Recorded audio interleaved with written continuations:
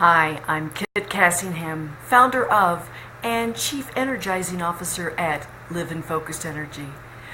I took a beautiful walk today. I'd heard there was going to be some wind, so we went a little earlier, hoping to avoid the wind because some of our winds can be pretty intense. I actually got home back to the office and the wind is roaring out there. So I chose well. My friend and I walked for about 2.5 hours and I got just over 6 miles in, putting me at almost, well, with everything else, almost 18,000 steps today. I know that may not be something you can measure, but it's part of my training for the Camino. It's part of my general staying healthy, just to get that movement going, that constant activity, fresh air, sunshine, things like that. Today we are going to talk about saying no and the flip side of saying yes and what each one of those does to us. If you, without planning, saying yes adds clutter to your life. How's that? Well, because you say yes to buying things that maybe you don't need. You say yes to things to do when maybe you already have a full plate or an overflowing plate. So when you say yes, you add clutter to your life.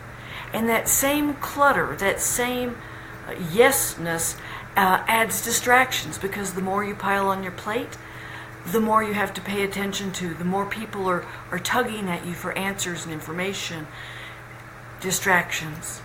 And that also adds confusion. When you've said yes to so many things, after a while you forget if you're coming, you're going, if you're supposed to do something, if you're waiting for somebody to do something. Confusion.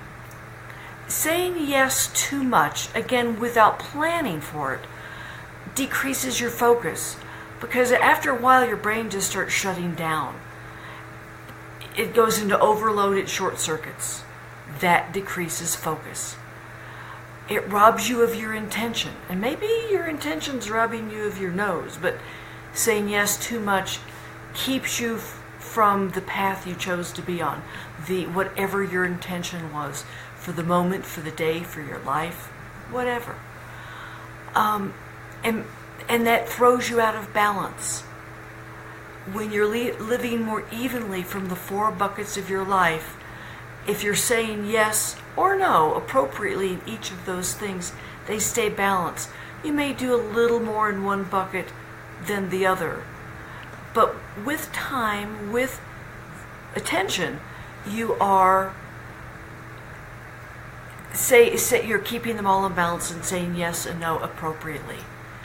Let me underline and stress that know your goal. That helps you with your yes-no answers.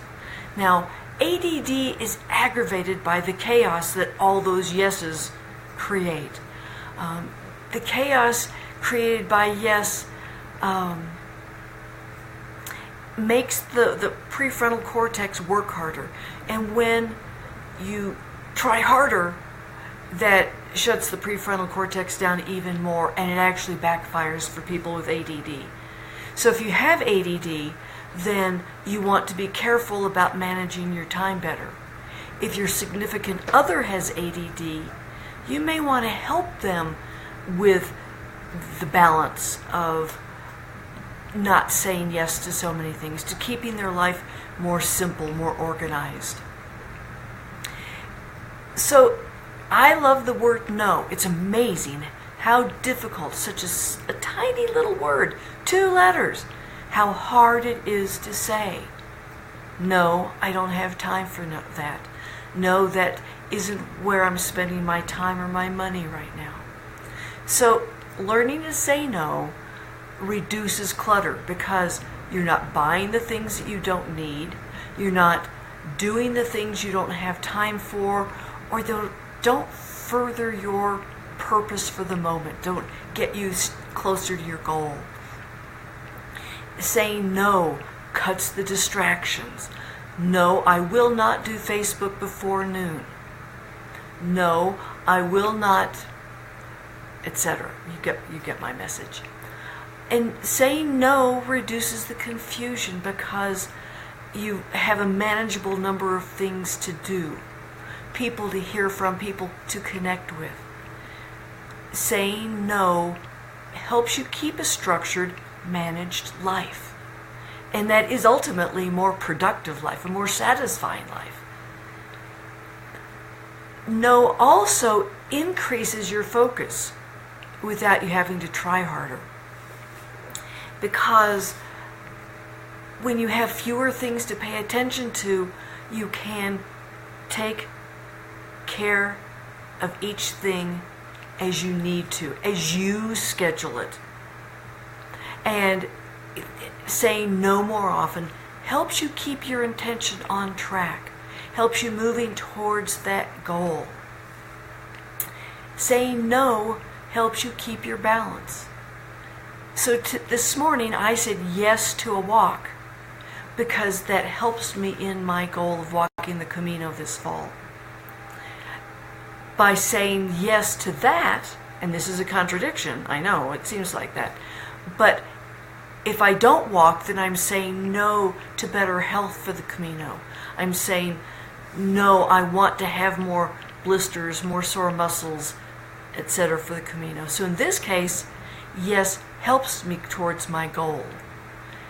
In some ways it's saying no, I don't want to be a desk slug, a couch potato. So can you see how you have to balance the two? I know my goal and I pursue it.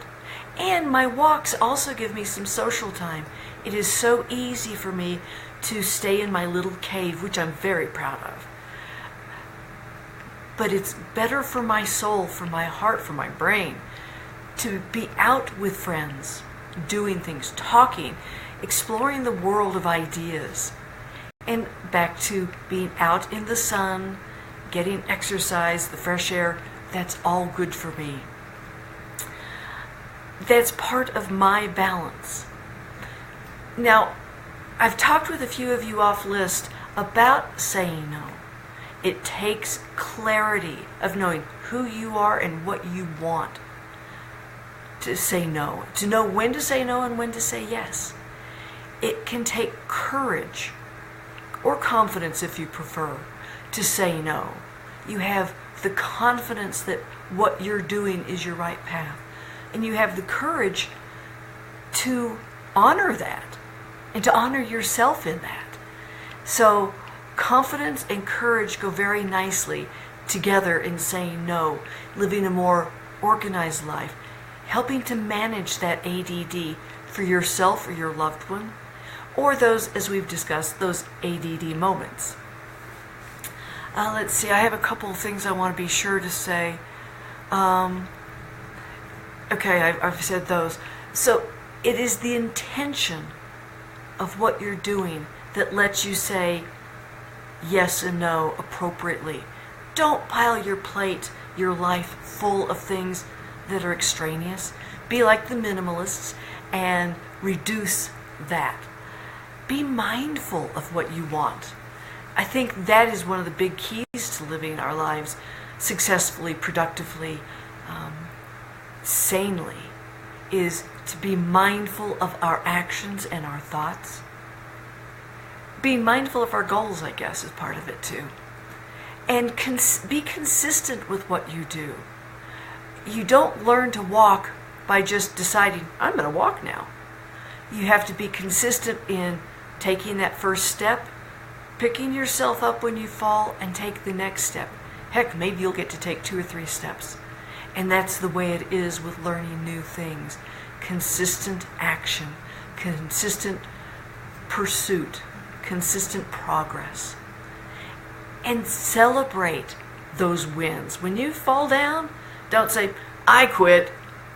Stand up and celebrate. Hey, I took a step and I'm back up and I'm doing it again. That is what saying yes and no, and I'm really focusing on the no right now. That when you say no, celebrate that, because you're being true to yourself, true to your goal, and that ultimately is better for the people around you. So that is it for today on Saying Yes and No. Tomorrow, I'm going to talk about creating habits that take you further in life. And I've got some fun little tips on how to do that. So stay tuned for that tomorrow. And habits are a fun way to help structure your life. I'm Kit Cassingham, founder of and Chief Energizing Officer at liveinfocusedenergy.com. Or Live in Focused Energy, take your pick. Thank you for showing up. I will talk to you all tomorrow. Have a great evening.